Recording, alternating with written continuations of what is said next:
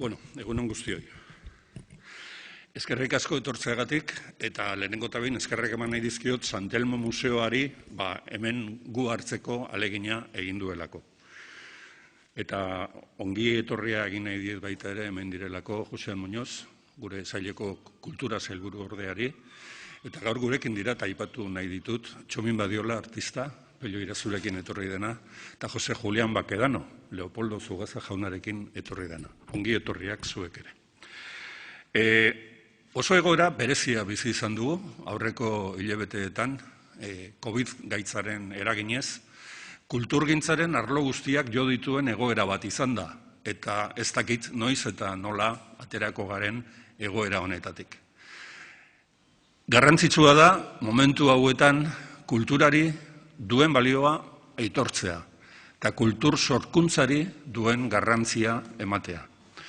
Ikusten delako sorkuntza horrek gugan irauten duela, gure artean geratzen dela, eta momentu jakin batzuetan eskuragarri daukagula eta bizitza erosoagoa eta errazagoa egiten laguntzen digula.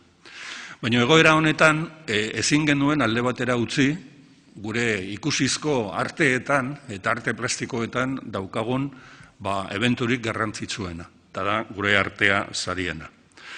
Aurten ere, 3 saritu dauzkagu, eta 3 aurkeztuko dizkizuet ezagunak diren arren.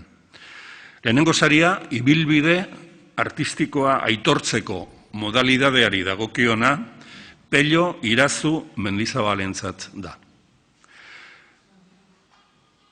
Sorkuntza lana aitortzeko modalitatean, sariduna Laida Lertxundi del Campo da. De Prado, barkatu. Eta 3.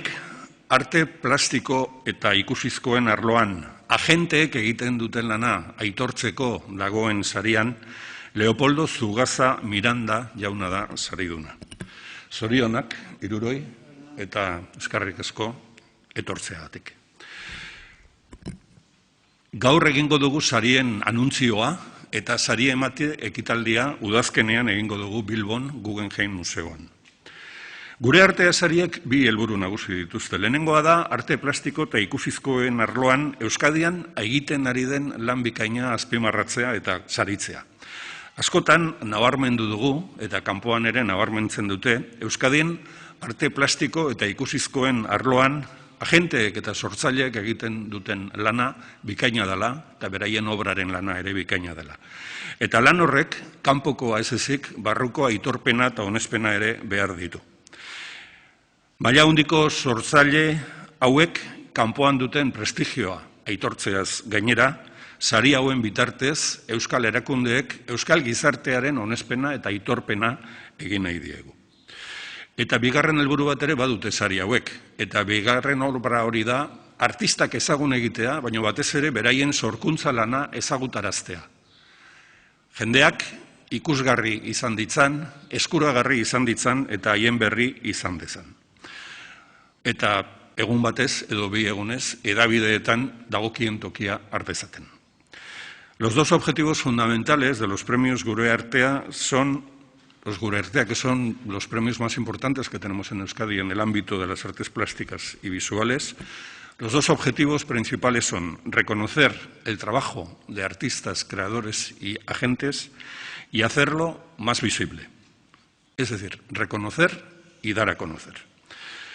Queremos que estos premios sirvan para que nuestros artistas y agentes del mundo del arte reciban y sientan el reconocimiento de la sociedad vasca y de sus instituciones. Muchos de ellos tienen un reconocimiento internacional, son conocidos por su obra y por su pensamiento fuera de nuestro ámbito artístico. Y es justo y necesario que también nuestra sociedad, la sociedad vasca, y con ella las instituciones, reconozcamos el valor de estos creadores. Pero es tan importante como eso que hagamos conocida su obra.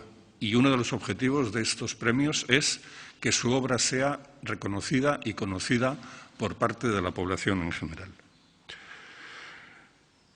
Este año el jurado ha estado presidido por Mikel Onaindia. Mikel es un estudioso del arte y es profesor en la Universidad del País Vasco. Y ha estado formado, además de por él, por Miren Arenzana, Luzia Agirre, Oier Etxeberria, Isaatza Jauregi.